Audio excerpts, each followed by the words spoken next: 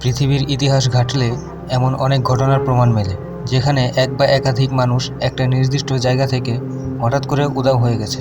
আজ আমি আপনাদের তেমন কিছু ঘটে যাওয়া অদ্ভুত ঘটনার সাক্ষী বানাতে যাচ্ছি। কেউ যদি গুম বা গায়েব হয়ে যায় তবে তাকে নানাভাবেই এর ব্যাখ্যা দেওয়া যায়, কিন্তু একটি গ্রামই যখন উধাও হয়ে যায় তখন আর কি বলা যায়। এমন ঘটনা ঘটেছে 1930 সালে উত্তর কানাডায়। প্রায় 2000 মানুষ বসবাসকারী একটি গ্রাম সম্পূর্ণ উধাও হয়ে গেল। উত্তর কানাডার আঞ্জিকুনি গ্রামে জো লেভেল নামে এক ব্যক্তি আসেন। ইতিপূর্বেও বেশ কয়েকবার তিনি বিশেষ কাজে গ্রামে এসেছিলেন এবং সেখানকার মানুষের কাছে তিনি বেশ পরিচিত একটি মুখ, কিন্তু সব সময়ের চেয়ে এবারের যাত্রায় এসে তিনি অবাক। পুরো একটি গ্রাম যেন একটি শ্মশান ঘাট। গ্রামে লোকজন থাকবে এটাই স্বাভাবিক, কিন্তু জনমানব শূন্য গ্রামই বরং অস্বাভাবিক। জো ফিরে গিয়ে কর্তৃপক্ষকে বিষয়টি জানান। একদল বিশেষজ্ঞ বিষয়টির তদন্ত করেন।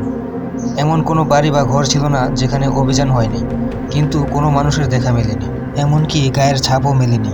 একটি কুকুরকে মৃত পাওয়া গেল 12 ফুট গভীর বরফের নিচে। বসবাসকারীরা না খেতে পেয়ে মারা গেছে বলে ধারণা করা হলেও গুদামগুলোতে প্রচুর খাবার দেখা যায়। আর সবচেয়ে অবাক করার বিষয়, গ্রামের কিছু পুরনো কবরের কফিনে সংরক্ষিত মরদেহ গায়েব। বিকলাঙ্গ ব্যক্তি যার নিজেরই চলতে কষ্ট হয়, সেই ব্যক্তি কি করে উধাও হয়? ওয়েন পারপিট নামের তেমনই এক ব্যক্তির গায়েব হয়ে যাওয়ার ঘটনা ঘটে প্রায় 1763 সালে। ওয়েন একটি বিরাট আঘাতে নিজের অঙ্গ হারিয়ে চিরতরে পঙ্গু হয়ে যায়। ঘটনাটি 1763 সালের জুন মাসের কোনো এক সন্ধ্যায় ওয়েন তার বোনের সঙ্গে বাড়ির বাইরে বসে কথা বলছিল। 60 বছর বয়সী প্যারালাইজড ওয়েনের যেখানে নাড়াচাড়া করার মতো শক্তি নেই, সেই বয়স্ক ব্যক্তিটিই হঠাৎ উধাও।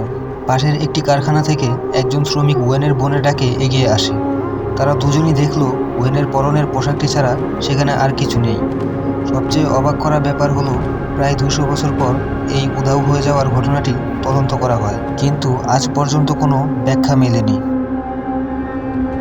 ঘটনাটি অবশ্য খুব বেশি দিন আগের নয়, এই তো 1975 সালের ঘটনা। ঘটনাটি যুক্তরাষ্ট্রের। সেই বছর জ্যাকসন রাইট নামে একজন ব্যক্তি পথে তাদের লিঙ্কন টানেল পার হতে হয়। টানেলের ভেতরে সেদিন বেশ খানিকটা অন্ধকার ছিল। জ্যাকসন রাইট দ্রুত গতিতে গাড়ি চালিয়ে টানেল পার হয়ে এলেন। টানেল থেকে বের হয়ে এসে অবাক চোখে তাকিয়ে দেখে পাশের সিটে কেউ নেই। তার স্ত্রী মার্থা রাইট বেমালুম গায়েব হয়ে গেছে। পরে অনেক খোঁজাখুঁজির পরও তিনি তার স্ত্রীকে খুঁজে পাননি।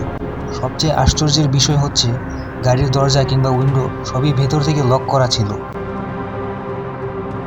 দেশ রক্ষার কাজে নিয়োজিত সেনাদলই যদি গায়েব হয়ে যায় তাহলে কেমন হয় বিষয়টি? অবাক হওয়ারই কথা। 1915 সালে 3 জন সেনার দাবি, চোখের সামনে থেকে গোটা একটা সেনাদল উধাও হয়ে যায়। সেনা 3 জন নিউজিল্যান্ডের বিশেষ সামরিক বাহিনী রয়্যাল নরফোক রেজিমেন্টের সদস্য। তুরস্কের সুবলা উপসাগরের পাশে পাহাড়ি অঞ্চলে বিশেষ মিশনে তারা এসেছিলেন। প্রত্যক্ষদর্শী সেনারা দল থেকে বিচ্ছিন্ন ছিলেন বলে তারা বেঁচে যান। গন্তব্যে পৌঁছে দেখেন সেনাদের সম্পূর্ণ ব্যাটালিয়নটি গায়েব হয়ে গেছে।